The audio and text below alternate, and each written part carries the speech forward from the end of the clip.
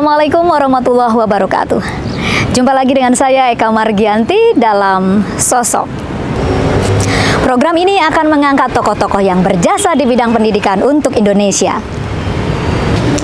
Di balik majunya sebuah pendidikan, selalu ada orang-orang yang memiliki kepedulian, perhatian, dan dedikasi. Orang-orang ini ada yang muncul ke permukaan, ada yang belum, dan bahkan ada yang sama sekali bersembunyi. Hari ini saya akan menemui seorang tokoh pendidikan di Indonesia yang memiliki 3 kampus, yaitu Universitas Pamulang, Universitas Sutomo Serang, Stikes Widya Dharma Husada Tangerang, serta SMK Sasmita Jaya. Ia mendedikasikan dirinya untuk pendidikan di Indonesia dengan biaya yang murah tanpa membayar uang bangunan. Jadi jangan kemana-mana, ikuti terus tokoh kita 1 jam lebih erat.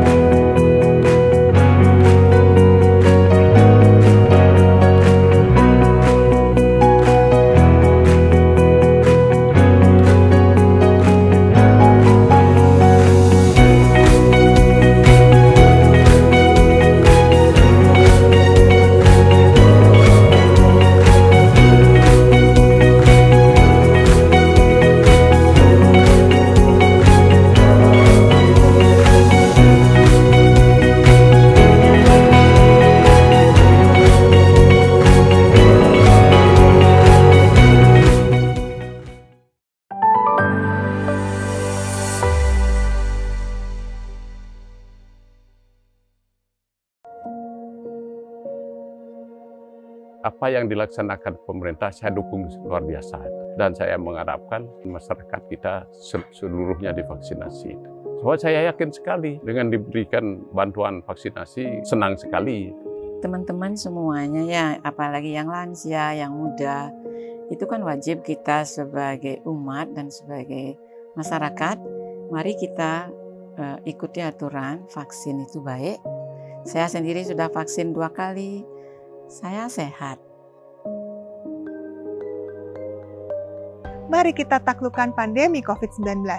Sukseskan vaksinasi, tetap disiplin protokol kesehatan terutama 3M, memakai masker, menjaga jarak, dan mencuci tangan. Kesehatan pulih, ekonomi bangkit.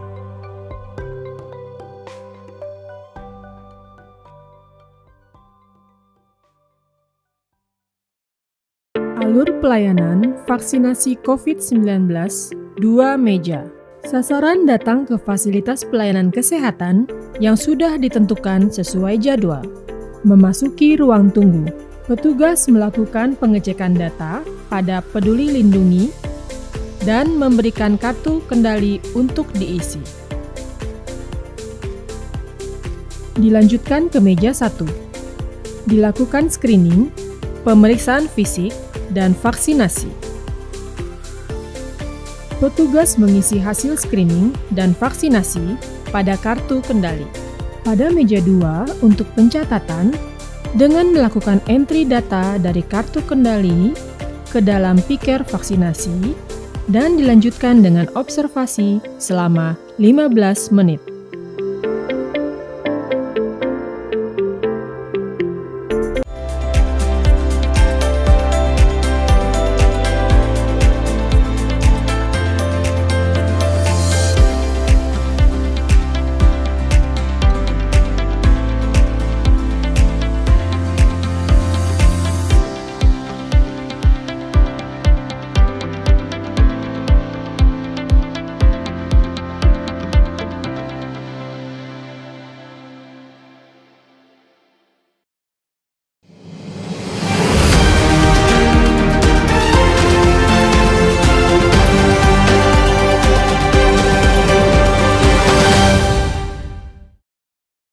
Bismillahirrahmanirrahim. Assalamualaikum warahmatullahi wabarakatuh. Saya perkenalkan diri saya. Saya nama Darsono, asal dari Bantul, Yogyakarta. Assalamualaikum warahmatullahi wabarakatuh. Nama saya Ika Puji Mediana. Lahir di Medan 22 Februari 1958. Saya istri dari Bapak Haji Darsono. Asal saya lahir di Medan. Orang tua saya atau ayah atau papi saya itu orang Tulungagung. Mami saya itu orang campuran, yaitu dari Jawa dan Belanda. Famnya adalah Hofstra. Ya, nama saya adalah Pranoto. Status di keluarga Pak Haji Darsono, saya anak pertama. Status sekarang saya sudah menikah dengan istri saya, namanya Pasifiko Surya Rotaria. Saya sudah memiliki 3 orang putra. Yang pertama itu namanya Arya Prasetya Wicaksono, yang kedua itu Arya Prasetya Wibowo, dan yang ketiga itu Sena Bagus Panuntun. Asal saya ya dari Pamulang kelahirannya gitu. Perkenalkan, saya Dr. Safitri, saya anak kedua dari Bapak Darsono dan Ibu Ika. Saya lahir di Jakarta, besar di Tangerang Selatan.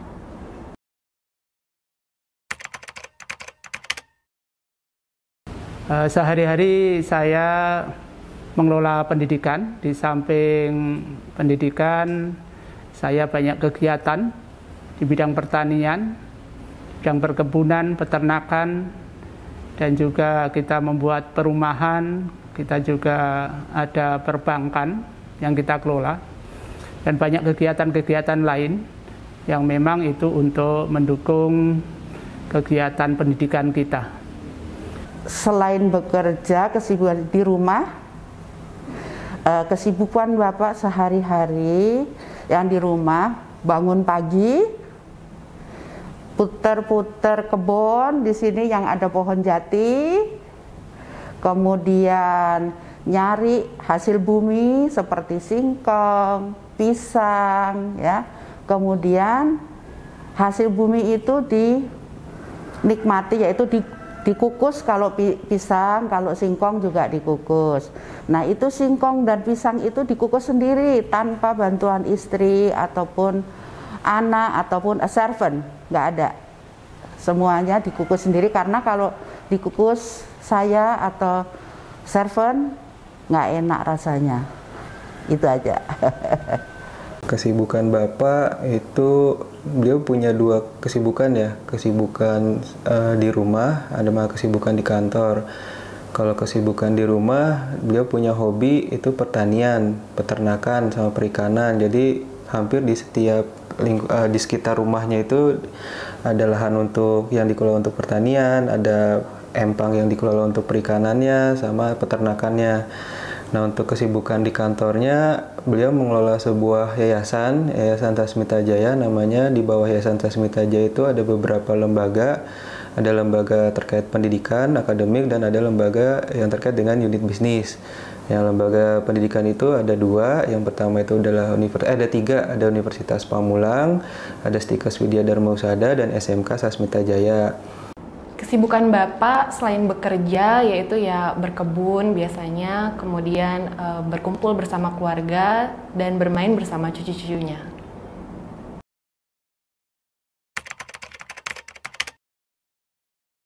Dan pendidikan itu sangat penting bagi kita, karena inilah satu-satunya cara untuk perubahan kehidupan kita.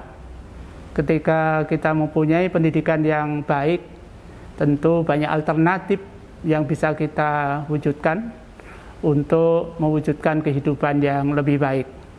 Karena itu kita memilih berbagi lewat dunia pendidikan agar masyarakat terutama yang marginal mendapatkan kesempatan pendidikan sehingga mendapatkan kehidupan yang lebih baik.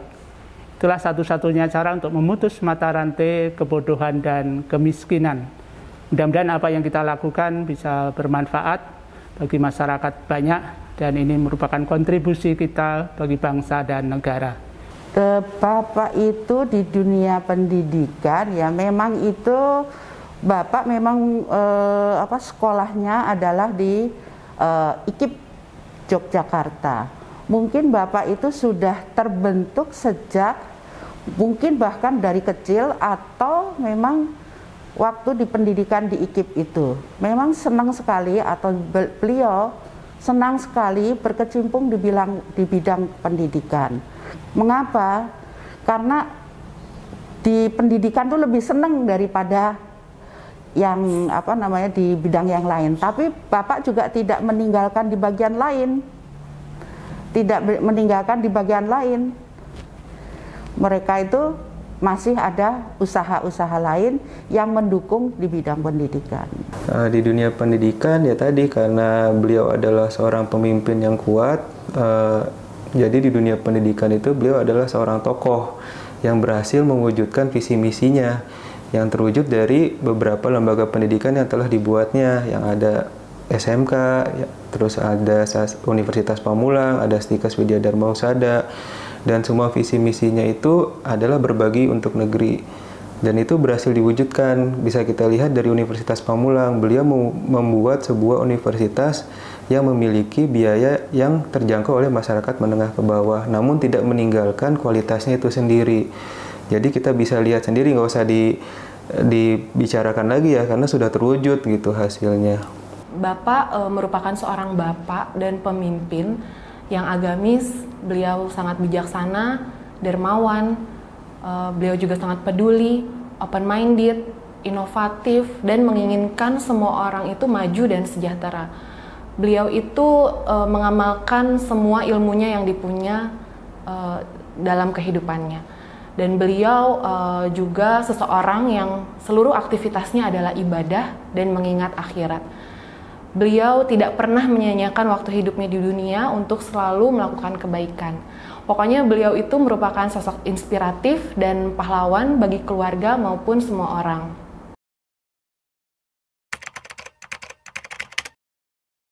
Aduh, ini kesan saya, aduh, sangat berkesan sekali ya Bapak itu.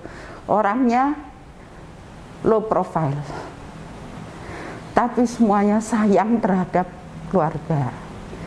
Dibela-belain semuanya apa-apa untuk keluarga, Sampai sekarang sudah besar seperti ini, usahanya bermacam-macam, Bapak itu masih tetap memikirkan keluarga dan untuk kepentingan orang banyak sampai sekarang besar yang namanya dari SMK sampai ke Unpam. Dan itu semuanya untuk kepentingan keluarga. Dan Bapak selalu berpesan, kalau kita punya untuk diri kita ini, kita berdosa. Kalau kita memang bisa berbuat, silakan berbuatlah. Itu pesannya. Saya mendampingi Bapak selama 38 tahun ya. Alhamdulillah ya, tidak ada cacatnya sama sekali. Bahkan kalau ingat tuh terharu. Terharu Bapak tuh nggak neko-neko. Nggak seperti orang-orang itu. Kalau sudah banyak duit kan langsung apa tuh namanya? Ya bergaya gitu. Bapak ya dulu begitu, sekarang juga begitu. Sama. Saya juga ketemu Bapak ya begitu. Sampai sekarang masih juga seperti itu. Nah, saya juga sudah pernah tanyakan, kepada Bapak, bagaimana saya untuk seharusnya sudah waktu itu 25 tahun menikah, saya harus berbuat kayak apa? Ya saya ketemu saya begitu, ketemu kamu begitu, ya sekarang seperti itu aja, udah. Jadi nggak usah, makanya kalau dibilang, aduh, saya bilang harus kenalan sama orang yang berdasi, berhotelan atau hotelan, saya nggak mau karena saya nggak bisa ngimbangi. Saya orangnya ya kayak gini nih, nggak bisa dandan, nggak bisa saya. Tapi kalau masak ya oke, kalau masak itu aja. Kesannya menjadi putra Pak Haji Darsono itu memiliki tanggung jawab yang besar, karena tadi kita tidak bisa, karena sudah memiliki nama baik dari Pak Haji Darsono itu sendiri, jadi kita sebagai anak memiliki tanggung jawab untuk menjaga nama baik tersebut gitu. Kalau bisa digambarkan, misalkan waktu zamannya saya kuliah gitu, anak-anak lain pada main atau pada bebas kemana aja, nah kita harus milih-milih karena kita membawa atau menjaga nama baik orang tua gitu. Dan menjadi anaknya Pak Haji Darsono juga memiliki beban untuk memikirkan masa depan keluarga kita sendiri, masa depan keluarga yang ada di kantor atau di perusahaan, bagaimana hari ini supaya lebih baik daripada hari sebelumnya gitu. Saya selalu bersyukur, selalu dididik sederhana, peduli, mandiri, takut akan Tuhan, dan dibentuk untuk berakhlak yang baik. Beliau selalu setia dan sayang keluarga, serta selalu memikirkan keturunannya kelak.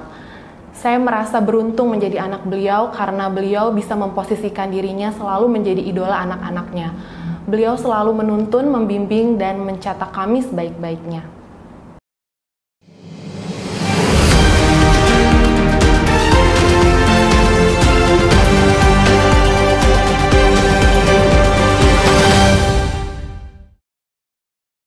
Pemerintah sudah menetapkan PPKM, pemberlakuan pembatasan kegiatan masyarakat.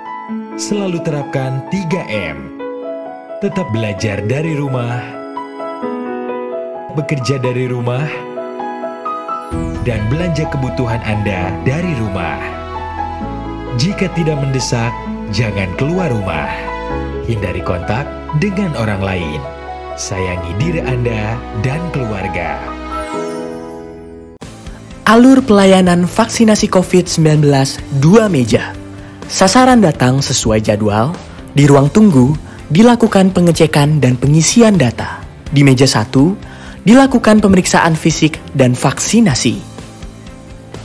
Di meja 2, pencatatan dan observasi selama 15 menit. Ayo ikut vaksinasi COVID-19, aman dan berkualitas.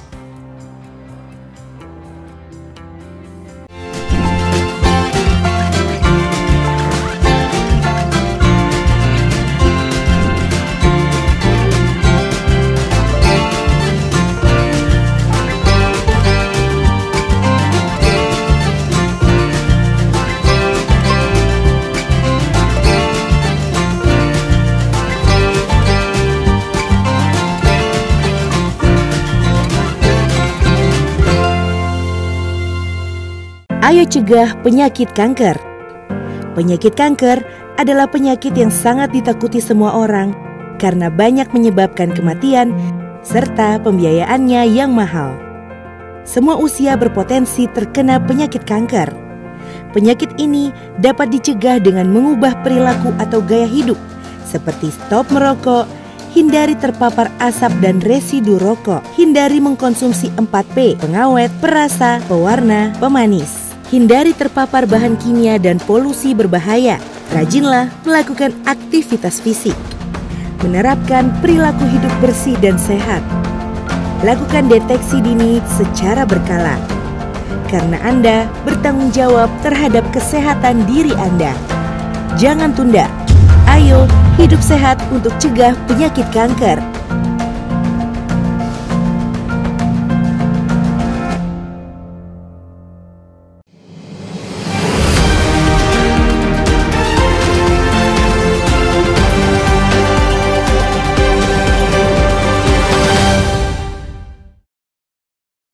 Pemirsa, saat ini saya telah bersama dengan Ketua Yayasan Sasmita Jaya, yaitu Bapak Dr. Honoris Causa Dr. Andes Haji Darsono, atau yang lebih dikenal dengan nama Pak Dar.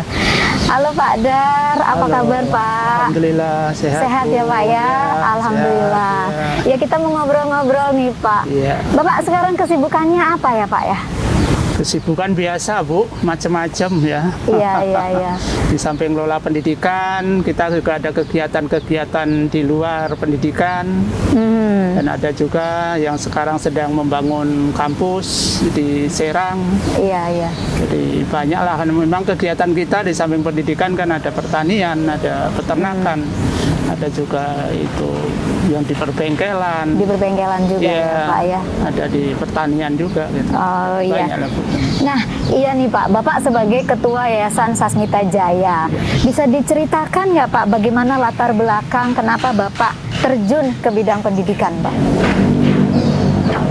Nah, pendidikan ini kan saya memang background-nya, saya kan lulusan sekolah keguruan ya, sekolah pendidikan. Dan pendidikan, pengalaman pribadi saya itu memang banyak yang kita alami zaman dulu itu sangat sulit untuk mewujudkan mimpi kita ingin sekolah yang tinggi. Dan ini pasti juga dialami oleh masyarakat kita kebanyakan. Karena rata-rata biaya pendidikan itu memang mahal. Sehingga banyak masyarakat kita itu yang belum bisa mengikuti pendidikan yang berbiaya mahal. Nah, saya sebagai insan pendidik, saya karena lulusan guru, saya seorang guru. Kita ingin mencoba menawarkan solusi kepada masyarakat kita, terutama yang marginal. Untuk masyarakat kita yang mereka kesulitan untuk mewujudkan pendidikan, untuk terutama pendidikan tinggi. Sehingga kita berupaya untuk menyelenggarakan pendidikan lewat Yayasan Sasmita Jaya kita, yang kira-kira bisa dijangkau oleh semua lapisan masyarakat. Itulah sebabnya kita mengelola pendidikan. Karena menurut keyakinan kita, pendidikan ini adalah menjadi kunci perubahan dalam kehidupan kita. Bagi mereka yang menempuh pendidikan tinggi, tentu wawasan dan keterampilannya akan lebih baik. Dan kalau kecerdasan dan keterampilan lebih baik, ya tentu banyak alternatif yang bisa dipilih untuk mewujudkan cita-cita mereka. Nah, secara umum masyarakat kita ya pengen hidupnya lebih baik lah. Nah, itu hanya bisa diwujudkan apabila masyarakat kita tuh berpendidikan. Itulah sebabnya kita ingin berkontribusi lewat pendidikan itu. Dan ini kita wujudkan, kita mendirikan Yayasan Sasmita Jaya yang di bawahnya itu ada SMK, ada perguruan tinggi, ada sekolah tinggi, dan ada lembaga-lembaga kursus, ada lembaga-lembaga pelatihan. Ini semua adalah untuk membekali masyarakat kita, terutama yang marginal, itu untuk membekali mereka supaya hidupnya lebih baik. Lebih baik ya Pak. Iya. Boleh diceritakan Pak, awal mula mendirikan Yayasan Sasmita Jaya ini dulu seperti apa Pak? Iya. Jadi awal mulanya kita itu tahun 89, itu kita membuat Yayasan Sasmita Jaya. Saya dari daerah, dari Bantul, Yogyakarta. Yogyakarta ya. Saya ke Jakarta ini tahun 82. Yang awalnya kita ingin merubah nasib kita sendiri, karena saya dari kampung, kehidupan kita juga seperti orang-orang pada umumnya lah, hidup di keluarga pertanian yang hidupnya sangat sulit, apalagi untuk sekolah itu sangat jarang orang-orang yang sekolah di kampung zaman dulu, karena sekolahnya juga belum ada di daerah saya itu. Sehingga kalau dulu itu sekolah itu pindah-pindah rumah, kayak sekarang itu orang-orang yang pada belajar ngaji itu. Jadi pindah-pindah rumah. Dari tempat satu ke tempat lain gitu ya, Pak ya. Satu tempat lain. Nah, kemudian lama-lama ada tahun 70-an itu ada sekolah yang dibikin oleh pemerintah. Tetapi itu jaraknya sangat jauh, karena memang satu kelurahan hanya satu, atau mungkin satu kelurahan dua. Sehingga untuk ke sekolah pun juga harus berjalan jauh, karena kendaraan juga belum ada, dan masyarakat juga belum mempunyai kemampuan untuk beli sepeda, juga belum ada kemampuan untuk beli motor. Segitu sulitnya ya Pak zaman begitu itu sulitnya. Ya Pak? Iya. Jadi zaman 60, 65 itu kehidupan itu sangat sulit. Sehingga di daerah saya itu banyak orang yang meninggal karena kelaparan. Jadi bukan mati karena corona, tetapi mati karena kelaparan. Dulu ada zaman kekeringan, kemudian ada serangan hama tikus, itu yang menyebabkan bencana kemanusiaan. Itu. Sehingga untuk hidup aja sangat susah. Tetapi memang ya semua teman-teman kita ya susah semua. Jadi rombongan susah ya nggak menderita jadinya. Jadi berangkat dari situ, Bapak ingin membuat gebrakan gitu ya Pak di bidang pendidikan. Nah, dari pengalaman saya yang hidup susah itu, kita ingin ada perubahan. Itulah sebabnya saya sekolah dan saya merantau ke Jakarta. Yang dulu hanya mendengar cerita Jakarta itu adalah kota besar, banyak kesempatan, tetapi saya tidak tahu Jakarta itu di mana. Terus Bapak ke Jakartanya bisa sampai ke Jakarta, bagaimana? Ada saudara atau apa dulu? Saudara tidak ada, Bu. Teman pun juga belum ada. Sehingga saya ke Jakarta tahun 82 itu ikut orang, Bu. Oh, ikut orang? Ya, saya ikut orang Pati yang namanya Pak Karjan. Yang awalnya kita itu bukan mau ikut, tetapi ingin mencari kontrakan yang murah. Sehingga kita menujunya adalah rumah-rumah yang bilik-bilik. Karena kita kemampuan kita ya mungkin menjangkaunya tempat yang seperti itu. Tetapi alhamdulillah oleh pemilik rumah yang namanya Pak Karjan tadi, orang Pati, itu diterima sangat baik sekali. Kita dianggap sebagai keluarga, bahkan tidak usah ngontrak, kita tinggal bersama-sama dengan keluarga Pak Karjan. Alhamdulillah ya Pak ya. Alhamdulillah. Dan mereka punya anak tuh 12. Pak Karjan tuh punya anak 12. Anaknya 12. Cuma dia titip pesan, karena saya memperkenalkan diri bahwa saya adalah lulusan seorang guru, lulusan pendidikan, maka titip untuk membimbing anak-anaknya. Jadi kita sempat bergabung ke situ, ya. Itu orangnya juga orang susah karena pekerjaannya adalah jualan daun pisang. Pak Karjan itu? Ya, Pak Karjan dan Bu Karjan. Itu jualan daun pisang di pelataran Pasar Mampang. Jadi kalau siang sedikit sudah digusur oleh Dinas Kebersihan. Dinas Kebersihan. Iya, Dinas Kebersihan itu. Ya, saya ikut di situ kurang lebih nggak sampai 1 tahun karena kita berpikir ini orang susah, saya nambahin susah saja.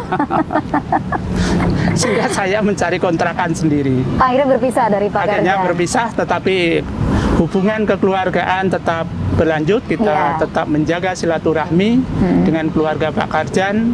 Dan alhamdulillah anak-anaknya Pak Karjan itu ada yang menjadi jaksa, ada yang kerja di bank, ada yang menjadi seorang pendidik juga.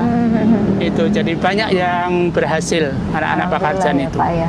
Kita bersyukur ya, kita bisa berkontribusi kepada masyarakat seperti itu. Dan setelah kita ngontrak, saya sempat menjadi pegawai negeri, Bu. Oh sempat. Itu sempat pegawai negeri itu apa Pak? Pegawai saya kerja di ngajar atau PPG. Jadi tempat penataran guru. Oh, penataran guru. Tempat penataran guru. Saya bekerja di situ di PPG di Ragunan. Sekarang pindah di Sawangan, P4TK namanya. Oh iya. Iya. Itu. Tapi saya memang jadi pegawai negeri itu nggak betah, Bu. Yang awalnya tuh, Pak? Kita sangat mengagumi ya. Iya. Pegawai itu hidupnya enak. Iya, iya. Jadi pagi berangkat sudah berdandan, nanti siang udah pulang, kemudian tanggal 1 gajian, ya itu terima gaji, ya itu. Jadi hidupnya enak gitu. Bahkan kalau di kampung seorang pegawai negeri itu dianggap sebagai priai. Oh gitu. Iya, jadi mempunyai kasta yang tinggi lah. Iya, iya. Iya Pak, yang pada saat Bapak menjadi pegawai negeri itu, kira-kira apa yang Bapak rasakan? Kenapa akhirnya Bapak meninggalkan pegawai negeri? Iya, jadi saya masuk pegawai negeri itu karena terbawa image saya. Pegawai negeri itu seorang priayi yang hidupnya itu sangat sejahtera, sangat enak lah gitu ya. Iya, iya. Sehingga kita masuk pegawai negeri. Dan walaupun masuk pegawai negeri, tetap kegiatan-kegiatan kita yang kita rintis sebelum masuk pegawai negeri, sejak di Jakarta, ini tetap berjalan, Bu. Nah, ternyata saya alami sebagai pegawai negeri itu dari tahun 82 ke 84, hanya 3 tahun kurang lebih. Jadi apa yang kita bayangkan kayaknya jauh dari yang kita alami gitu. Gitu ya? Iya. Jadi tahun 82 itu gaji saya pegawai negeri itu hanya 60.000 sebulan. 60.000 satu bulan? Satu bulan 60.000. Sedangkan saya mempunyai kegiatan yang satu hari juga bisa menghasilkan 60.000. Bandingannya jauh ya Pak ya, 60.000 satu hari dengan 60.000 satu bulan. Satu bulan. Ya? Nah, saya kalau nerusin pegawai negeri, kita harus pagi harus berangkat ke kantor, baru nanti pulangnya sore. Iya. Sehingga waktunya itu sangat tersita bagi saya. Nah, itu akan menghilangkan pendapatan-pendapatan saya yang sudah kita rintis. Dan menurut bayangan saya, kalau saya meneruskan sebagai pegawai negeri, itu tidak mungkin kita mewujudkan niat saya ingin membantu orang. Jadi niat Bapak ingin membantu orang itu memang muncul ketika Bapak memang masih dari awal kita ingin dari awal ya mewujudkan pendidikan ini untuk semua. Karena pengalaman saya secara pribadi itu memang sulit untuk menempuh pendidikan. Nah, itu pasti dialami oleh masyarakat banyak. Betul. Nah, betul. Oleh karena itu kita ingin berbagi kepada masyarakat kita lewat jalur pendidikan itu. Nah, kalau di pendidikan dengan pendapatan 60.000, itu tentu ya kita akan hidupnya tidak cukup. Tidak cukup. Boro-boro berbagi gitu loh, Bu. Iya. Untuk kepentingan sendiri saja belum cukup. Betul. Gitu. Oleh karena itu kita memutuskan ketika saya dipanggil oleh pimpinan kantor, kok Bapak sering keluar masuk, mau di sini atau di luar, saya langsung jawab, saya mau keluar Pak, saya permisi aja lah. Sehingga hari itu juga saya pulang, Bu. Hari itu juga saya pulang. Hari itu pulang mengundurkan diri sebagai pegawai negeri. Iya, iya. Iya. Karena tidak mungkin dengan 60.000 kita ingin mewujudkan cita-cita saya. Betul. Kalau kita tidak ada kemampuan dari sisi ekonomi, walaupun niat kita baik, mempunyai kepedulian, ada rasa kasihan terhadap orang-orang yang memang harus ditolong, pasti itu hanya jatuh kasihan saja. tetapi tidak bisa memberikan solusi terhadap gitu ya. orang yang kita kasihani. Iya, betul. Itulah sebabnya kita memilih untuk keluar sebagai pegawai negeri. Supaya apa? Supaya kita bisa mengekspresikan kreasi-kreasi manajemen kita dan waktu yang kita punya, itu kita bisa optimalkan untuk bisa menghasilkan yang produktif. Dengan harapan kita ada kemampuan dari sisi ekonomi untuk mewujudkan cita-cita saya tadi. Itulah sebabnya saya merintis banyak kegiatan. Saya mulai berdagang, segala kegiatan-kegiatan yang menghasilkan. Bapak dulu pernah berdagang juga nih? Saya berdagang, Bu. Sebelum menjadi pegawai negeri, begitu tiba di Jakarta, itu saya berdagang. Berdagang dulu. Ya, sehingga langsung saya gentayangan kemana-mana, Bu. Nyari barang dagangan. Saya sering ke Tanjung Priok. Itu banyak tuh kapal-kapal yang sandar, itu membawa barang-barang bekas dari luar negeri, Bu. Barang bekas dari luar negeri? Iya, barang-barang yang bekas tapi masih bagus-bagus. Iya, lalu Bapak jual kembali begitu? Ya, jadi kita jual kembali. Saya dulu jualan jam tangan, Bu. Jam tangan? Jam tangan itu kita beli 5.000. 5.000 rupiah? 5.000 rupiah. Nah, itu kita jual 15.000. Iya. Nah, pegawai negeri itu kalau ditawari utangan seneng bener, Bu. Jadi kebanyakan kalau ditawarin utang itu dia gembira lah. Gitu ya. Jadi itu saya jual 15.000 3 kali bayar. 3 kali bayar? Ya. 3 kali bayar 1 bulan 5.000 berarti baru lunas 3 bulan, Pak? Ya, baru lunas 3 bulan. Tetapi pada waktu penyerahan barang kan saya udah dibayar 5.000, Bu. Iya. Jadi kan udah kembali modal. Oh, betul. Jadi bulan berikutnya kan saya tinggal nagih untungnya aja.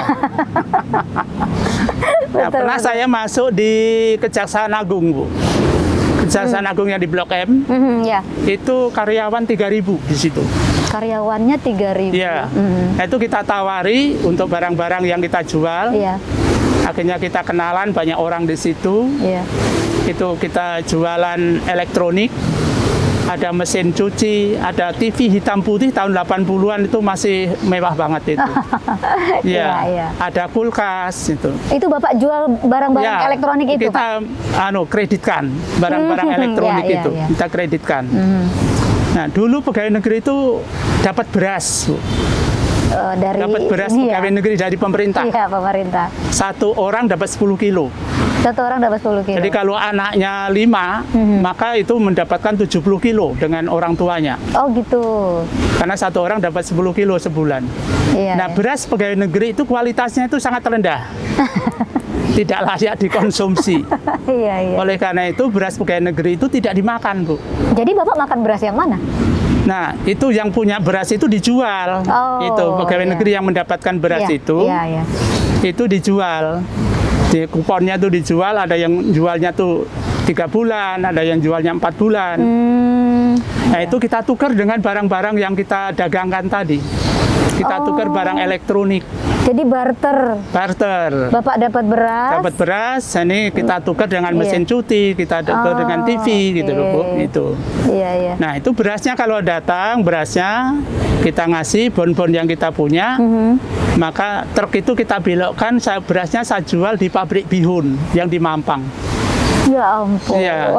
Kita jual ke pabrik bihun yang di Mampang itu. Perjuangannya ya Pak ya, itu, luar biasa. Jadi kita dapat untung dari dagangan elektronik, dapat untung juga dari jualan beras. Itu berjalan seperti itu. Iya. Itu pada saat itu udah nikah belum, Pak? Saya belum nikah. Belum nikah. Belum nikah. Saya nikahnya itu pada waktu keluar dari pegawai negeri itu. Di negeri itu kita keluar. Istri saya lagi sekolah di Australia, saya pamitan keluar. Istri saya juga agak kurang setuju sebenarnya, karena takut kalau nggak jadi pegawai itu makan apa kan gitu, nggak ada yang gaji. Ketakutan kaum perempuan seperti itu, Pak. Itu. Jadi saya keluar, kita yakinkan karena kita mempunyai kegiatan yang ada harapan lebih baik lah itu. Nah, disitulah kita bisa mewujudkan, kita merintis yayasan, merintis sekolah. Jadi dari pendapatan itu kita bisa merintis sekolah. Yang tadinya sebelumnya kita juga ngelola pertambangan pada tahun 98, 98 ya Bu ya. 98. Tahun 98 itu kan ada Krismon. Iya, 98. Ya, 98 itu Krismon. Itu perusahaan-perusahaan itu pada bangkrut Bu. Iya. Nah, saya biasa memang itu jalan-jalan. Saya jalan-jalan di daerah Rumpin, Maluku sana Bu. Daerah Rumpin. Itu ada tambang-tambang batu Bu. Itu ada. Nah, salah satunya adalah milik orang Korea.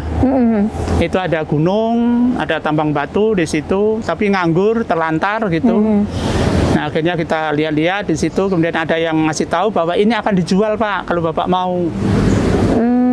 Nah, itu kita beli Bu. Gunungnya kita beli, kemudian kita beli mesin-mesinnya, klasernya gitu ya. Kemudian dengan harapan untuk memberikan pekerjaan orang-orang yang ada di situ. Nah, ternyata di tambang itu banyak premannya Bu. Iya. Jadi di tambang itu, tambang pasir, tambang batu itu dikuasai oleh preman-preman. Sehingga para pejabat yang punya tambang batu pun juga tidak bisa itu ngatur preman-preman yang ada di situ. Karena itu sudah berjalan dari zaman Belanda dulu. Gitu. Iya. Jadi Pak Wiranto itu juga punya di sana, Pak Hasim itu punya di sana itu.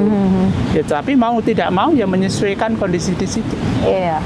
Nah, saya sebagai seorang pendidik itu karena preman-preman itu di samping memang perilakunya itu merugikan orang, tetapi juga mereka itu berperilaku sangat buruk lah. Sambil menunggu truk-truk yang akan belanja, itu namanya Cingcui, kelompok Cingcui itu Bu namanya. Itu dia main Bu, main kartu. Dan itu pakai uang. Judi gitu ya Pak? Iya.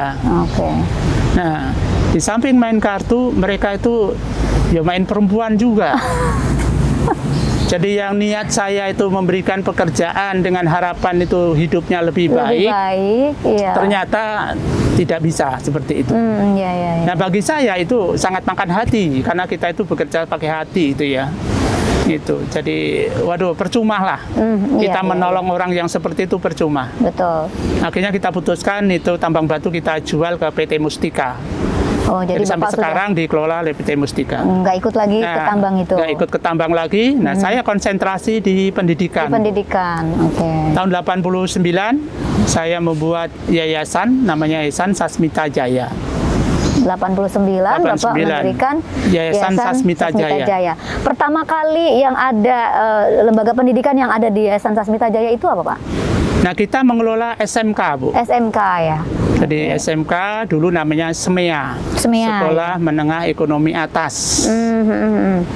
Nah, itu tanahnya belum punya Bu. Jadi tanahnya? Gedungnya juga belum ada. Iya. Itu tanahnya tanah siapa? Gedungnya gedung siapa? Iya. Nah, itu tanahnya saya nyewa.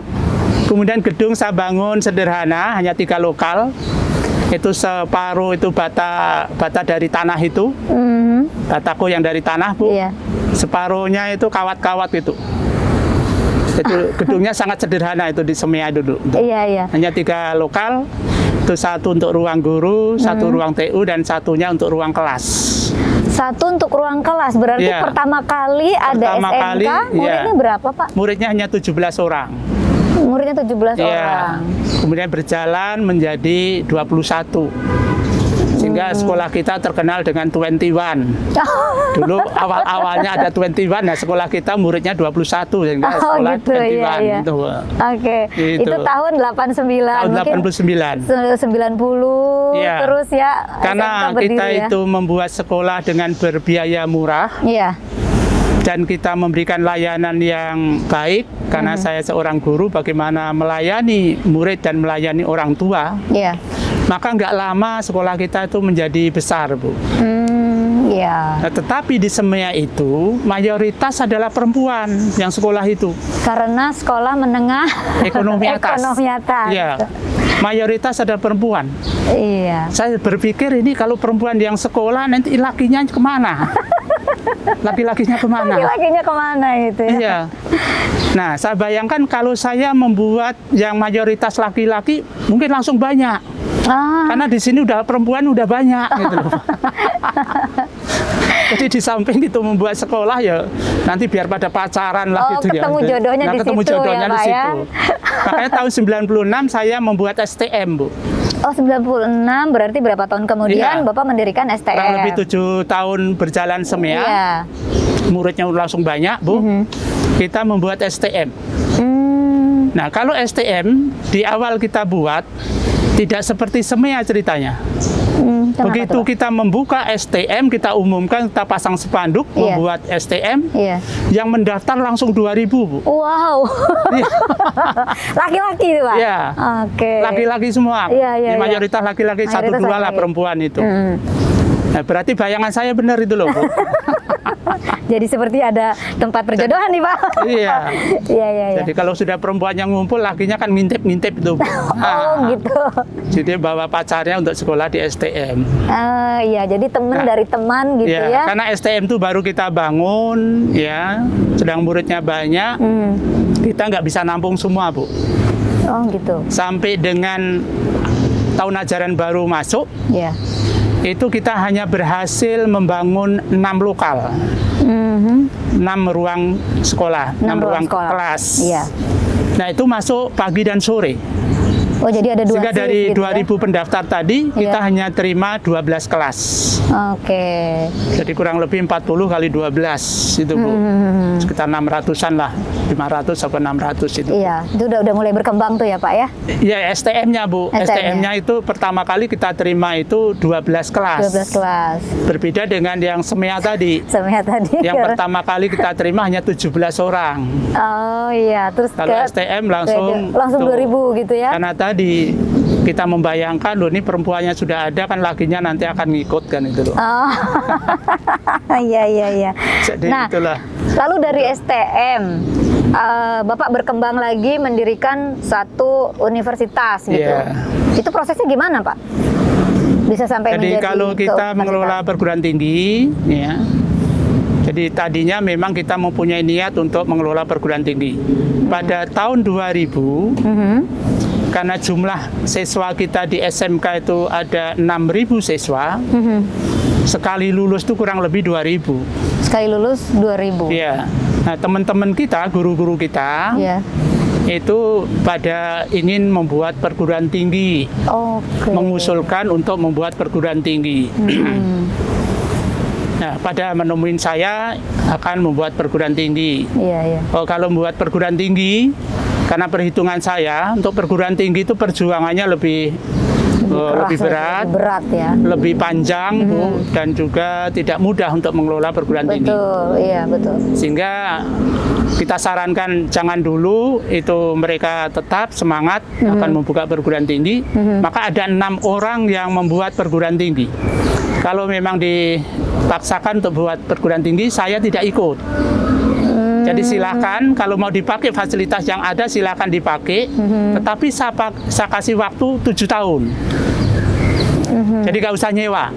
Oh, udah. Mereka mengelola saja gitu ya? Mereka membuat perguruan tinggi tapi benderanya sendiri, tetapi saya hanya menyerahkan tempat untuk kuliahnya itu. Iya. Nah, itu diselenggarakan di SMK kita. Itu malam, Bu. Jadi Unpam ini tadinya adalah sekolah malam. Tahun 2000 sampai 2004 kita kelola. Itu hanya malam. Oke. Nah, teman-teman kita itu mempunyai asumsi kalau lulusan kita yang 2000 itu langsung masuk ke Unpam, kan siswanya langsung banyak. Dan mereka menentukan biayanya itu ya ada uang gedung, ada uang SKS, ada uang pangkal, segala macam. Sehingga masuk ke situ itu harus membayar sekitar 1,5 juta waktu tahun 2000. Nah, kenyataannya bayangan itu nggak menjadi kenyataan, Bu. Ternyata yang masuk ke situ tidak banyak. Karena tidak mampu membayar harus juta-juta tadi. Iya, karena hitungannya tadi 1,5 juta. Iya, 1,5 juta. Jadi nggak banyak yang masuk. Nah, selama 2000 sampai 2004, awal 2004, jumlah mahasiswa yang dikumpulkan hanya 120 mahasiswa. Selama 4 tahun hanya 120 mahasiswa, itu 6 semester, 10 program studi. Mungkin bisa dibayangkan bahwa satu kelas itu ya hanya satu, ada 2, ada 3. Nah, itu karena itu dibagi 6 semester, dibagi juga 10 program studi. Sehingga kelas kita itu ada yang 1 sastra Inggris itu 1. Oh, sastra Inggris ada. Iya, si Arifin dulu namanya, ya Bu, itu. Akuntansi itu hanya 2, gitu loh Bu. Iya. Nah, dengan kondisi seperti itu, pengelolaannya itu nggak stabil, Bu. Jadi dosen-dosennya yang mengajar itu hanya ngajar sekali, ya perkenalan dan pamitan. Karena besok lagi nggak datang lagi. Nah, sehingga anak-anaknya itu kan mahasiswanya telantar.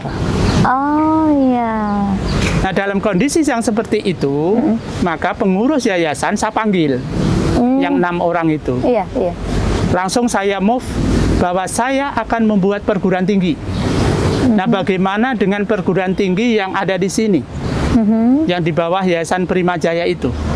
Apakah akan dihabiskan waktunya yang saya berikan 7 tahun itu, berarti kurang 3 tahun lagi, atau akan dibawa pindah, atau bagaimana? Nah, 6 orang itu aklamasi, kalau Bapak akan membuat perguruan tinggi, maka silakan ini dikelola oleh Sasmita. Oh gitu. Jadi memang sebelumnya ada Yayasan Primajaya, ya, Pak ya? Yang sudah mengelola Unpam. Nah, tahun 2004 ada istilahnya alih kelola kalau sekarang itu. Oh iya, alih kelola ke Yayasan Sasmita Jaya. Karena saya tanya seperti itu. Nah, dengan tawaran kalau Bapak mau silahkan kelola, saya berpikir kalau ini kita tolak, itu tentu mahasiswanya akan protes di situ. Betul. Sedangkan masyarakat tahunya itu satu rumah di situ. Sehingga Yayasan Sasmita Jaya yang sudah diapresiasi oleh masyarakat, yang muridnya 6.000 tadi, pasti nanti akan kena imbasnya juga. Oleh karena itu kita putuskan, kita terima tawaran itu. Tetapi kita harus ke notaris. Saya tidak mau ngelolanya rame-rame, nggak mau saya. Karena kalau ngelolanya rame-rame, biasanya itu hanya datang untuk minta bagian. Jadi bukan mau gotong itu loh Bu, namanya gotong royong. Tetapi mereka itu datang itu nanyakan mana bagian saya. Bagian saya gitu ya. Nah, itu dengan kondisi seperti itu tentu tidak akan terwujud lah cita-citanya itu. Apalagi kita mempunyai konsep ingin membuat sekolah murah, ingin membantu masyarakat yang marginal. Ya tentu dengan biaya yang murah, itu kalau cash flow-nya pasti nggak cukup, Bu. Betul. Ya. Pemasukan sama pengeluaran sepertinya besar pengeluaran nih, Pak. Sedangkan kita itu memang kita rohnya ingin berbagi. Jadi bukan mau mengeksploitasi, oh nanti 2.000 masuk semua, kemudian ditentukan biayanya 1.500.000 kali 2.000, kita terima uang banyak bisa dibagi-bagi. Kita jauh dari bayangan seperti itu. Betul. Jadi kita justru ingin menolong mereka-mereka yang kesulitan. Itulah roh di yayasan kita. Kita ingin berbagi. Kenapa Sasmita Jaya yang SMK tadi muridnya banyak? Ya karena kita membuat sekolah yang terjangkau tadi. Iya.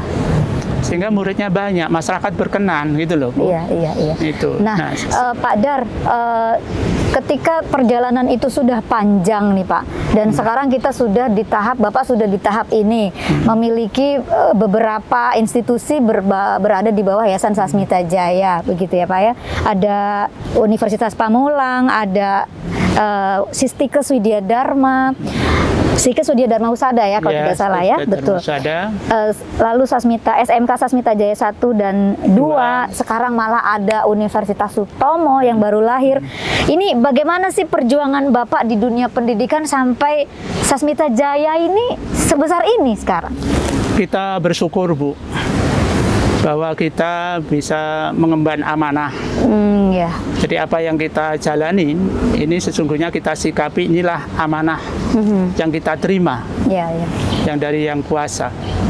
Barangkali tidak banyak orang yang menerima amanat seperti kita. Betul. sehingga kita bisa membantu banyak orang, itu suatu keberuntungan. Sehingga pengelolaan kita itu bukan berdasarkan cash flow, Bu. Jadi kita menyesuaikan kemampuan masyarakat yang akan kita tolong. Itulah sebabnya kenapa yang dulu kok hanya 100.000, sekarang 200.000. Kenapa kita mendirikan di Serang yang kampusnya akan dibangun begitu mewah hanya 150.000? Iya, itu. Karena kita menyesuaikan kemampuan masyarakat yang akan kita tolong. Jadi bukan berdasarkan berapa biaya yang kita keluarkan dan berapa yang kita bebankan kepada masyarakat yang akan sekolah di situ, tetapi kemampuan masyarakat yang akan kita tolong itu berapa. Jadi tidak lagi ya, itu Pak, ya? berdasarkan pada cash flow-nya. Oleh karena itu diperlukan adanya kemampuan untuk mewujudkan angan-angan tadi, Bu. Betul. Nah, bagaimana untuk mewujudkan itu? Nah, tentu itu kita harus berupaya di tempat lain. Dan sesuai dengan keyakinan kita, kalau kita hanya mengandalkan dari satu pintu loket SPP saja, kita tidak minta uang gedung, tentu kita kesulitan untuk mewujudkan bangun gedung yang seperti itu. Iya, gedungnya mewah banget ya, Pak, ya? Gedungnya dari mana itu uangnya? Betul. Sedangkan SPP-nya hanya 200.000. Nah, iya. Nah, dengan SPP 200.000 itu barangkali untuk operasional juga belum tentu cukup. Belum tentu cukup. Apalagi seperti pandemi sekarang ini. Betul. Pandemi sekarang ini kita udah berjalan hampir 2 tahun, udah 1,5 tahun lebih. Iya, hampir 2 tahun. Banyak pos-pos pendapatan saya yang hilang, Bu. Tetapi ternyata dibukakan pintu keberkahan yang lain. Jadi kita tidak hanya berharap dari satu pintu itu, tetapi dibukakan pintu-pintu keberkahan yang lain. Buktinya jadi sampai sekarang kita masih berjalan terus. Iya, ketika Bapak memberlakukan uang kuliah itu 200.000 untuk Unpam, lalu 150.000 untuk di Sutomo. Iya. Memang secara cash flow nggak masuk ya, Pak? Nggak cukup, Bu. Nggak cukup ya, Pak, ya? Makanya kemarin ada tamu-tamu kita dari Yayasan Hidayatullah, Bu. Iya. Yang dari Surabaya. Itu Pak Ustadz sudah ada 6 orang pengurus yayasan, karena istilahnya studi banding. Nah, begitu studi banding, kita ngorek-ngorek, nanya dapur kita ceritakan semuanya. Nah, dia langsung terlontar, Bu. Gimana, Pak Ustadz, kita itu baru apal dalilnya doang. Kita sibuk ngapalin dalil itu. Itu ternyata itu sudah diimplementasikan di sini. Nah, itu keberkahan yang kita kelola. Oh, iya. Jadi betul-betul kita mengelola keberkahan, dan kita harus hati-hati dengan pintu-pintu keberkahan yang kita terima, karena itu adalah akan diuji kepercayaan kita. Betul. Kita harus bisa mengemban, kita harus istiqomah dengan niat kita. Jangan mentang-mentang kita dikasih rezeki yang luar biasa, itu kita perilakunya berubah, sehingga niat kita itu melenceng dari niat semula. Betul. Tentu yang kuasa tidak berkenan, dan itu pasti nggak dipercaya lagi. Jadi berangkat dari situ kita memang harus hati-hati. Betul. Kenapa kita harus kok mestinya kan sudah kayak saya gitu kan, udah kantornya udah bagus, mobilnya udah bagus. Iya, tadi yang ada di pikiran saya adalah ketika Bapak memberlakukan uang kuliah 200.000 untuk Unpam, 150 untuk Sutomo, Bapak punya karyawan banyak, bagaimana membiayai gaji mereka? Iya, Pak? Karyawan kita seluruhnya ada 4.000, Bu. 4.000 karyawan? Iya, 4.000. Dosen, karyawan, ya dosen aja kan hampir 3.000. Iya, betul. Itu, dengan staf, dengan guru, dengan yang bantu-bantu yang satpamnya, OP-nya kan juga. Sementara pendapatan Bapak setiap bulannya dari mahasiswa hanya 200.000 per bulan. Itu pun banyak yang kesulitan bayar sekarang, Bu. Itu loh. Betul. Jadi cash flow kita itu ya nggak anu lah, karena memang pandemi. Nah, itu pun kita maklumi, karena masyarakat kita juga masih susah, ya, kehidupannya lebih susah. Betul. Sehingga kita harus banyak kebijakan-kebijakan yang tidak memberatkan, Bu. Betul. Yang tadinya kalau terlambat kena denda, kita nggak ada denda. Yang belum bayar udah kita ampunin dulu, gitu loh, Bu. Jadi membuat bagaimana biaya kuliah ini tetap terjangkau. Tetap terjangkau, ya, Pak, ya. Oke. Nah, ini Pak, ada banyak nih terobosan dan prestasi dari Sasmita Jaya. Lalu Pasti ada sesuatu yang belum tercapai nih di balik ini semua. Tapi Bapak jangan jawab dulu sekarang. Pemirsa, jangan kemana-mana. Saya akan kembali setelah jeda berikut ini.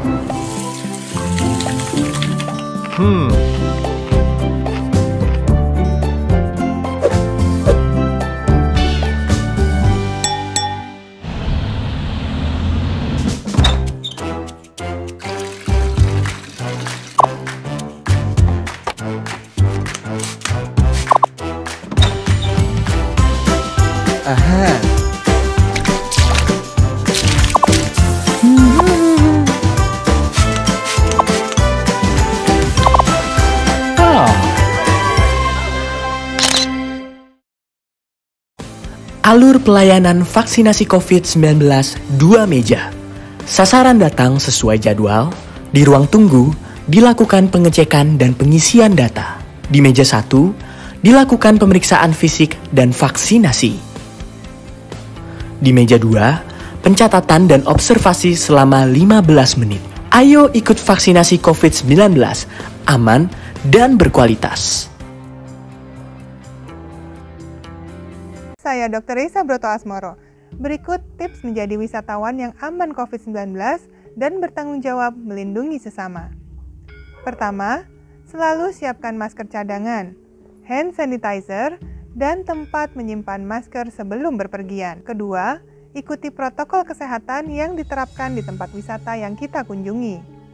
Suhu badan harus di bawah 37,3 derajat Celcius. Mencuci tangan memastikan ribuan kuman yang ada di tangan kita mati dan tidak bisa menyebar lebih luas. Memakai masker dan menjaga jarak adalah cara terbaik untuk menekan resiko penularan COVID-19. Ketiga, ingatkan juga wisatawan lain untuk melakukan hal yang sama. Ingatkan mereka agar patuhi protokol kesehatan dengan lengkap. And for those who come from abroad, we welcome you with open hand, open heart, and open mind.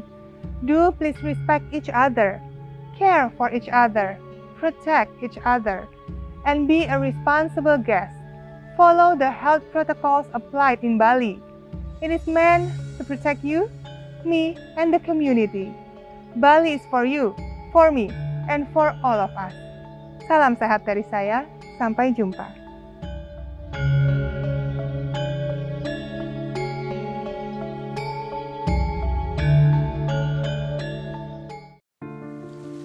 Jutaan manusia telah dan masih berjuang melawan COVID-19 di Indonesia.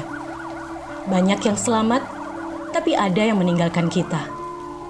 Bukan untuk menunggu giliran, tapi bagaimana untuk terus bertahan, menjaga kesehatan.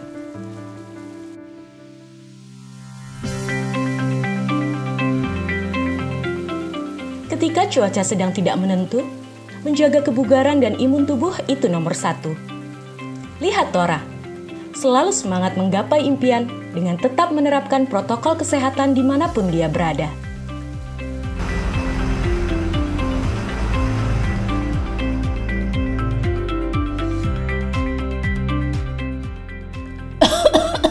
Inilah pentingnya untuk tetap waspada, dapat mencegah kita tertular virus COVID-19. Jurus sakti 3M. Mencuci tangan, memakai masker, dan menjaga jarak. Inilah jurus sakti mencegah penularan COVID-19.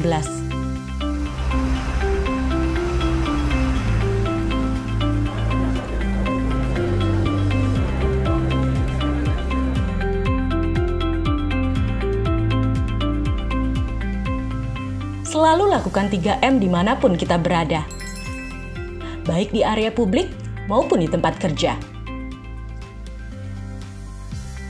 Selain jurus sakti 3M, kita juga harus mendukung pemerintah dalam pelaksanaan 3T dan vaksinasi. 3T adalah testing, melakukan tes antibodi atau antigen atau PCR secara rutin. Telusur, penelusuran kontak dari orang yang terpapar COVID-19. Tindak lanjut isolasi, menjalankan perawatan yang sesuai dengan anjuran pemerintah. Vaksinasi merupakan satu upaya untuk membentuk kekebalan komunitas terhadap virus COVID-19. Masyarakat Indonesia akan divaksinasi secara bertahap sesuai dengan ketentuan pemerintah. Mari kita dukung vaksinasi COVID-19 di Indonesia. Ingat ya, jurus sakti 3M. Mencuci tangan, memakai masker, dan menjaga jarak. 3T, testing, telusur, dan tindak lanjut isolasi.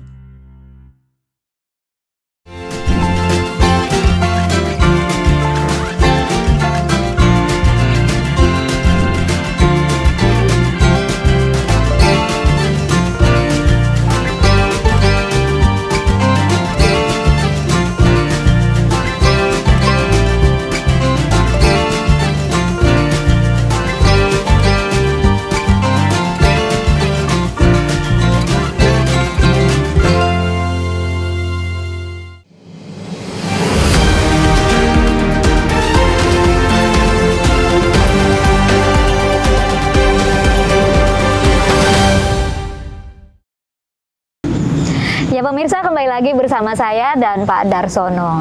Ya Pak Dar, kita lanjutkan kembali. Ini setelah kita tadi dengarkan cerita panjang tentang perjalanan Bapak di Yayasan Sasmita Jaya. Lalu boleh kasih bocoran nggak nih Pak? Setelah ini apa sih rencana Bapak ke depan? Atau apa yang akan Bapak lakukan ke depan? Ya tentu tugas kita Bu, setelah kita mendapatkan kepercayaan dari masyarakat, banyak yang sekolah di kita harus meningkatkan kualitas layanan pendidikan kita. Itu merupakan pekerjaan yang tidak terhenti. Kita harus selalu meningkatkan kualitas layanan. Karena masyarakat kita itu bukan saja mencari yang murah, tetapi biasalah, itu manusiawi, pengen yang terbaik, pengen mendapatkan yang terbaik. Nah, itu kan agak bertentangan ya. Kalau yang murah, yang paling baik itu kan kayaknya impossible. Bu Eka mengatakan impossible. Ya. Nggak ada itu murah kok baik. Bahkan orang Madura kan bilang, bayarnya murah kok jaluk selamat. Nah, apa tuh artinya Pak? Jadi bayarnya murah kok pengennya enak-enak ya. Gitu. Nah, tentu itu adalah tuntutan yang manusiawi lah. Semua juga mengharapkan kalau bisa diperoleh dengan biaya yang murah, tetapi kualitas barang yang diinginkan harus yang terbaik. Betul. Nah, seandainya kita tidak bisa memenuhi harapan seperti itu, murah tapi hanya jelek, ya pasti tidak berkenan juga. Oleh karena itu, kita harus bisa memenuhi harapan seperti itu, yaitu kita dengan biaya yang terjangkau, yang murah, tetapi kita memberikan layanan pendidikan yang sebaik-baiknya. Oleh karena itu, tugas kita saat ini, kita memperbaiki kualitas layanan pendidikan kita. Itu adalah tugas yang terus-menerus kita lakukan, baik dari sisi SDM kita, sarana prasarana, kemudian teknologi pengajaran kita. Itulah sebabnya kita untuk menyikapi episode pandemi seperti ini kan episode kehidupan itu pandemi, betul. Nah itu makanya kita mengembangkan ada kuliah daring, kemudian memakai LMS, dan kita sekarang sudah membuat TV. Ini adalah dalam rangka untuk pengembangan pengajaran kita disesuaikan dengan kondisi zamannya. Jadi kalau kita berhenti, tidak mempunyai teknologi yang seperti ini, tentu pembelajaran kita akan berhenti, akan terhambat. Kita akan mempunyai kendala untuk mengedukasi masyarakat kita. Oleh karena itu kita harus mengembangkan teknologi pengajaran yang sesuai dengan tuntutan zaman. Di samping itu teknologi pengajaran, sarana prasarana yang ada juga harus kita tingkatkan. Yang tadinya itu gedung kita itu jelek, nah sekarang alhamdulillah barangkali gedung kita termasuk yang mewah, Pak. Bagus ya, Bu ya. Bagus. Nah, bahkan kemarin teman-teman dari Dinas Kesehatan ada ucapan terima kasih ke saya atas pelaksanaan vaksin yang 10.000 satu hari. Itu menyebutkan terima kasih sudah diberikan layanan kayak di istana, masuk istana tanpa batas, bahkan diberikan juga makanan sehingga tidak kelaparan. Itu merupakan pengakuan kan, Bu? Pengakuan dan penghargaan. Apresiasi penghargaan dari masyarakat kita yang kita layani. Nah, kita tentu bersyukur itu mendapatkan penghargaan seperti itu. Dan momen vaksin yang 10.000 itu memberikan kesempatan kepada masyarakat kita untuk masuk ke dalam kampus kita. Sehingga itu sangat membawa berkah bagi kita. Karena masyarakat umum bisa melihat kampus kita. Begitu masuk itu pasti semuanya juga agak apresiasi ya, karena memakai lift yang begitu bagus. Kemudian di dalamnya ada ruangan yang begitu mewah, besar gitu ya Pak, besar, di auditorium itu ya.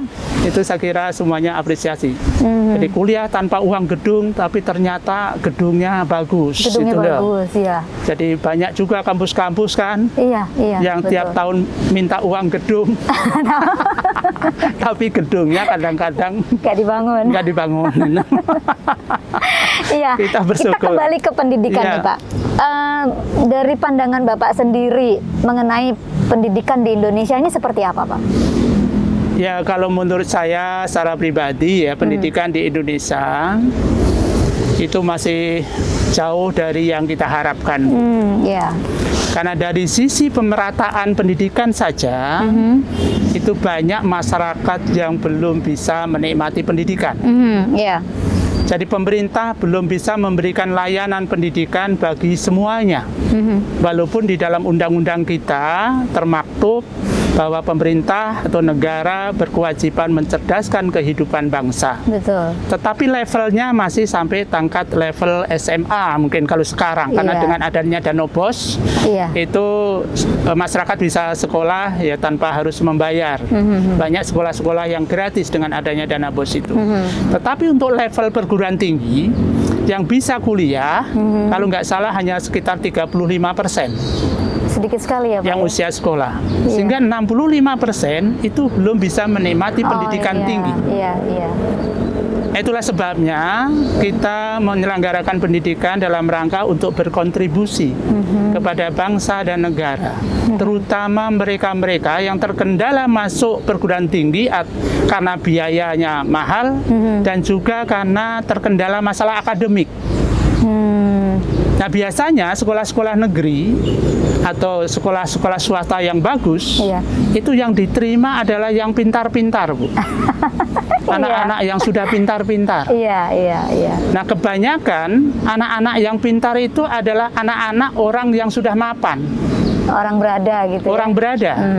Karena mereka sudah memberikan motivasi, ya pentingnya pendidikan mereka sudah pahami, kemudian bisa memberikan fasilitas, dan mereka juga bisa membayar yang mahal. Sekolah yang mahal, kursus yang mahal, ya pantas saja IPK-nya tinggi.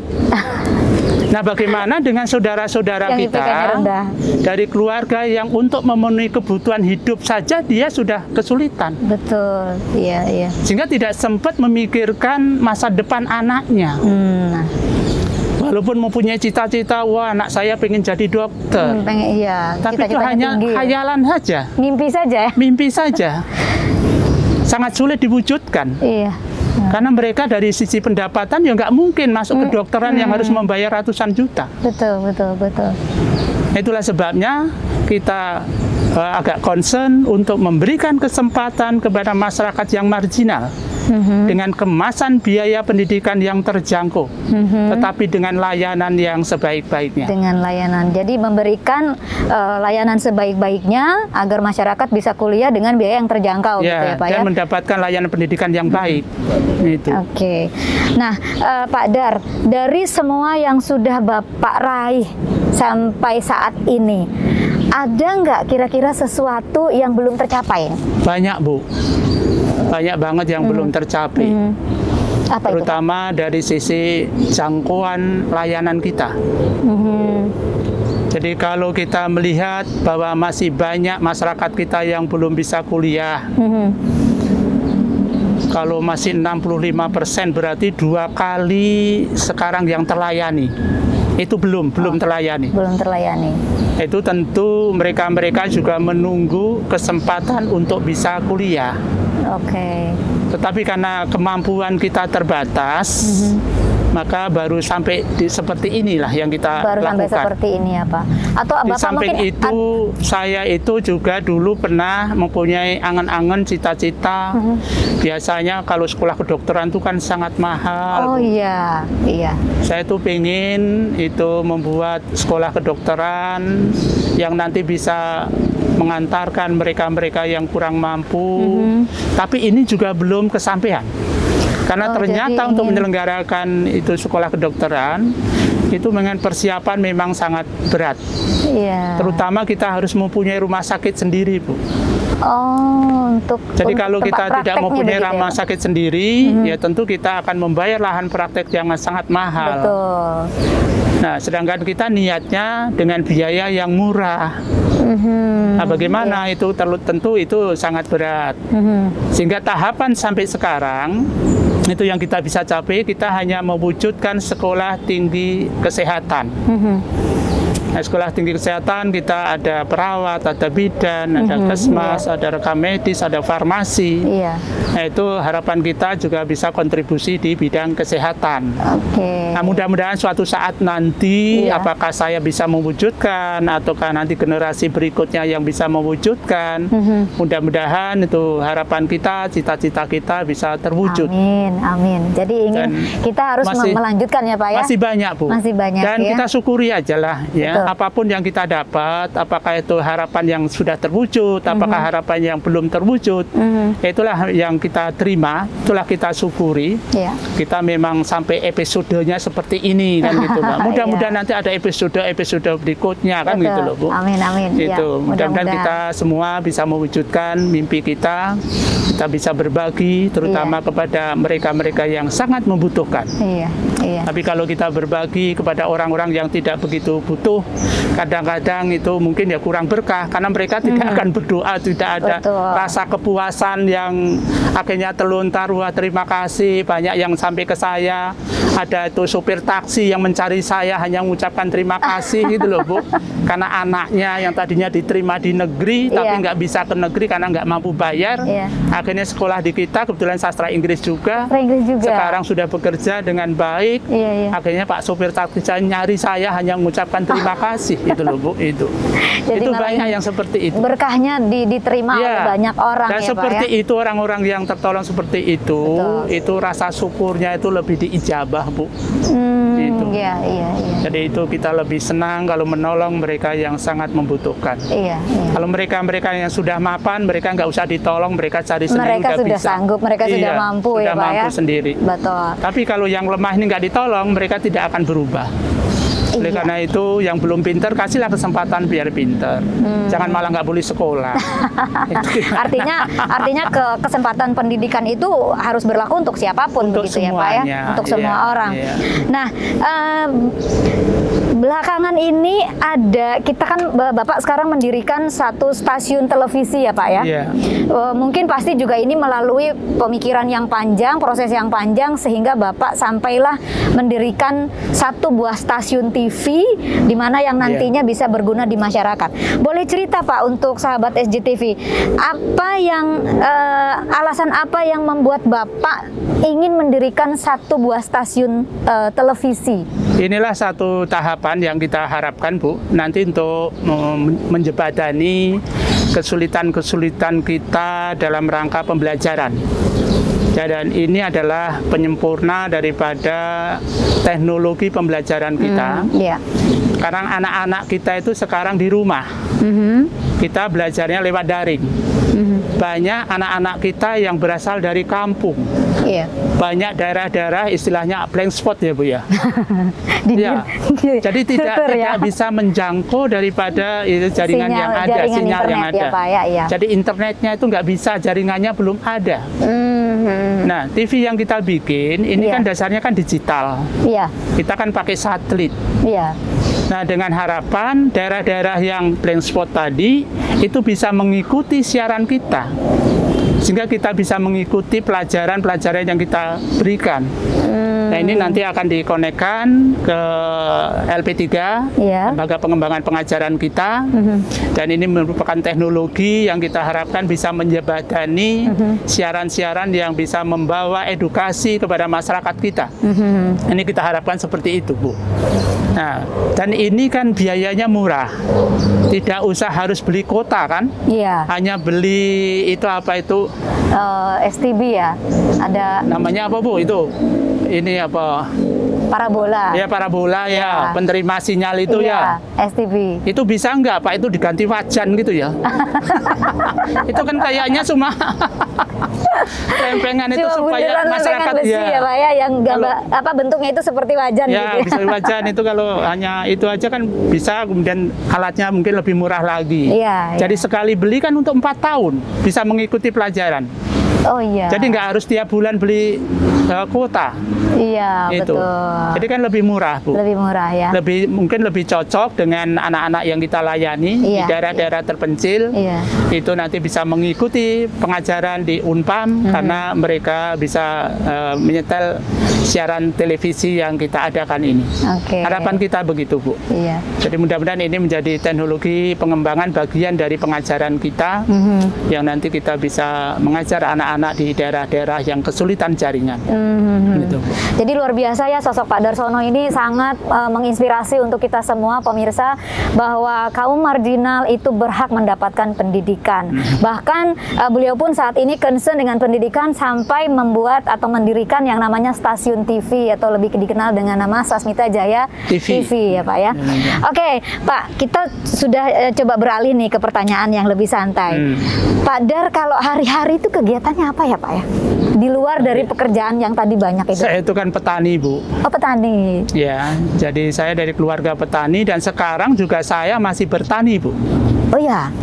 Saya memiliki sawah di Serang tuh sangat luas lah untuk ukuran saya ya. Kalau 100 hektar itu kan luas ya Bu ya. Iya. Luas banget Pak. Ya, saya di Serang itu mempunyai kelompok-kelompok tani. Ini kelompok-kelompok tani. Bahkan itu kalau mau dimanfaatkan, dikaitkan dengan kegiatan akademik kita, itu menjadi pengabdian masyarakat, mungkin bisa dikemas untuk PKM tuh Bu. Jadi saya punya kelompok-kelompok tani. Jadi kadang-kadang saya itu bikin bendungan Bu, saya membuat bendungan, membuat waduk. Jadi tanah-tanah yang kita beli yang tadinya rawa-rawa, itu sebagian kita naikkan konturnya, kita gali sebagian, itu harapannya untuk nampung air hujan, dan juga itu sehingga tidak kebanjiran lagi, karena tanahnya sudah dinaikkan. Sehingga kemarau seperti ini, itu kelompok tani di sana bisa bertani Bu, karena ada air yang kita tampung tadi. Jadi air hujan pun kita tampung. Jadi terutama untuk mengurangi kebanjiran, ya, kemudian juga tidak akan kekeringan. Nah itu tanah-tanah yang tadinya itu hanya setahun sekali nanamnya, ya sekarang bisa produktif 3 kali tanam, 3 kali panen. Itu kapan Bapak ke apa namanya ke pertaniannya itu Pak, ke sawah ya mungkin ya? Kalau hari-hari libur Bu, kalau Kemudian juga kalau ada memang di sana itu ada sesuatu yang harus kita datang, ya kita ke sana.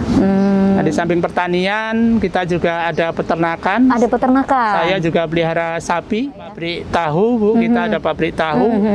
Yang ampasnya itu, limbahnya itu kita salurkan untuk pelihara sapi. Jadi masih bisa digunakan. Jadi kita memang terintegrasi ya. Kita ada pabrik tahu, limbahnya untuk sapi, kotoran sapinya untuk pupuk. Nah, nanti padinya kita makan, ya udah muter aja, Bu. Iya, betul.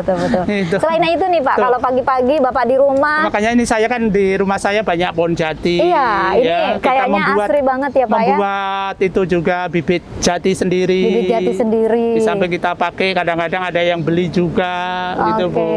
Itu dalam rangka itu kita ya menghijaukan tanah-tanah yang kosong. Jadi tanah-tanah yang kita beli yang kira-kira penggunaannya masih lama, ya untuk menungguin lahan kadang-kadang memang saya tanami jati. Karena jati ini kan tidak semua orang, tidak banyak masyarakat yang nanam jati itu jarang. Jarang ya Pak. Oleh karena itu saya tanami jati. Jadi itu untuk penunggu lahan aja itu Bu, itu. Gitu. Di samping itu kan pohon jati itu kan nilai ekonominya tinggi. Iya. Nah, siapa tahu mahal, ya nanti sudah besar bisa dijual kan itu ada nilainya. Lalu kegiatan lain apa tuh Pak? Kalau sedang tidak bekerja gitu Bapak? Saya tuh nggak pernah nggak bekerja Bu. Oh, nggak pernah nggak bekerja? Saya nggak pernah nggak bekerja. Hidupnya kerja gitu kerja, ya? Iya Bu. Iya. Jadi kalau toh saya jalan-jalan juga kerja juga Bu. Iya. Kerjanya apa kok jalan-jalan kerja? Karena menghasilkan uang juga. Luar biasa. Semua hobi saya menghasilkan Bu. Saya sekarang itu sedang untuk menjual tanah Bu, untuk menguruk di daerah Pik sana. Itu tanah kita belinya itu gunung-gunung gitu. Iya. Nah itu kita ambil, diratakan gitu ya Bu ya. Kita jual, nah itu kembali modal kita. Jika kalau kita jalan-jalannya ngontrol di sawah-sawah, di proyek-proyek, di bangunan gitu loh. Iya. Nah itu menghasilkan Bu. Karena lahan yang kita ambil tanahnya itu jadi bentuknya jadi bagus, itu datar gitu ya, lapangan. Dan kita jual itu bisa 15 kali lipat Bu itu. Jadi itu mungkin pintu keberkahan yang kita terima, yang kita ceritakan tadi. Betul. Itu. Jadi kalau dari sisi itu dari cash flow sekolah ya mungkin nggak cukup, nggak bisa melangkah sejauh ini. Iya. Tetapi dengan membuka pintu-pintu keberkahan yang lain ya alhamdulillah itu bisa terwujud angan-angan kita. Jadi banyak Bu kalau di rumah itu kita ya apa siram-siram tanaman. Ya ini luas sekali nih Pak nih. Jadi kalau pagi Bapak siram tanaman dulu ya. Ngasih umpan ayam atau apa. Nah, memang itu untuk kegiatan kita Bu itu. Iya. Jadi kita nggak pernah berhenti, kita nggak pernah itu hanya nganggur-nganggur aja itu enggak. Kita memang tidak mau kehilangan waktu. Betul. Karena itu akan sangat merugi kan gitu loh Bu. Merugi, iya. Nah, oleh karena itu kita manfaatkan kesempatan waktu yang ada sebaik-baiknya supaya menimbulkan manfaat lah. Iya. Dan itu kan dalam rangka kita menjalankan ibadah. Betul. Jadi apapun yang kita lakukan sepanjang itu menimbulkan manfaat baik bagi kita maupun bagi orang lain, itulah kategori ibadah menurut saya Bu. Iya. Pak Dar ini sangat luar biasa memberikan inspirasi buat kita semua. Sepertinya kita sudah tiba di penghujung waktu Pak Dar. Sekali lagi terima kasih atas cerita dan perjalanan yang hebat dari seorang Darsono yang datang dari Bantul, Yogyakarta, jauh-jauh datang ke Jakarta ya Pak ya. Dan sekarang berhasil menjadi sosok yang inspiratif yang semua orang bisa merasakan keberkahannya ya Pak ya. Amin, ya. Sekali lagi terima kasih Pak Darsono, semoga acara ini bermanfaat untuk kita semua.